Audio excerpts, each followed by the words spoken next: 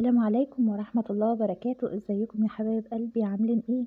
عملت النهاردة كاستر جميل للأولاد بلبن، بحليب صافي بدون أي نقطة مية. طبعا كلنا أولادنا في المدارس وبياكلوا شيبسيهات وكاراتيهات بره وحاجات زي كده، فلازم حاجة مغذية تقويهم يعني وتفيدهم وتساعدهم على إنهم يبقى عندهم نشاط وحيوية. تمام. انا عملت كاستر ساده، علشان خاطر عندي في من اولادي ما بيحبش الاضافات اللي هي زي جوز الهند والمكسرات والحاجات اللي هي زي كده. وعملت كاستر كمان حطيت عليه مكسرات، كان عندي فستق وزر ورد حطيتهم. حاجه حلوه وجميله. يلا بينا نسمي الله ونصلي على النبي في الكومنتات ان شاء الله، ونشوف احنا عملنا الحاجه الحلوه دي ازاي. اللهم صل وسلم وبارك على سيدنا محمد وآله وصحبه أجمعين. أنا جبت باكت واحد من الكاستر. الباكت ده فيه 5 معالق من الكاستر، 5 معالق. كل معلقة من الكاستر ليها كوباية من الحليب.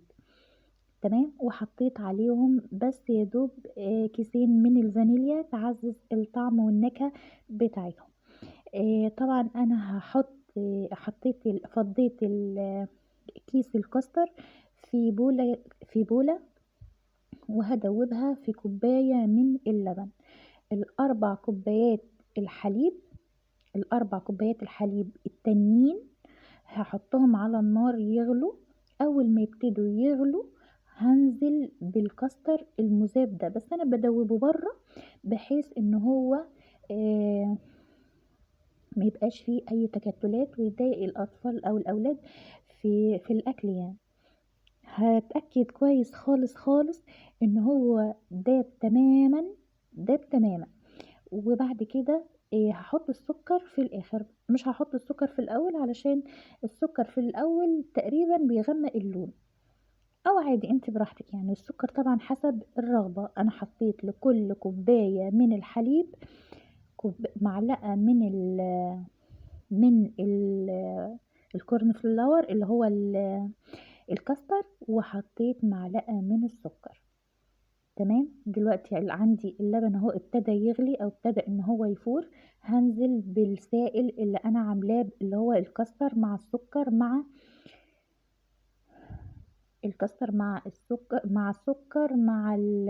مع الحليب، وهقلبهم كويس جدا جدا.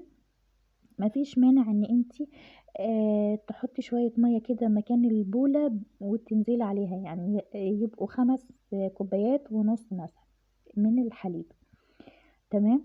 هفضل ان انا اقلب كويس جدا جدا. شايفين القوام بتاعه ما شاء الله تبارك الرحمن، لا زايد ولا ناقص ولا عايز اي اضافات تانية، ولونه حلو جدا ما شاء الله.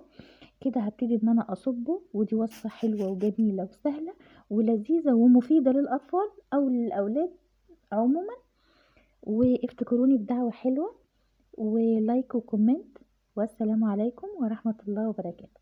كده هبتدي ان انا اصبه في البولات بتاعتي، وهيبقى معايا جاهز. هحطه في التلاجة في الرف الاوسط مدة مثلا ساعتين بالظبط، وهيبقى جاهز للاكل. والسلام عليكم ورحمة الله وبركاته.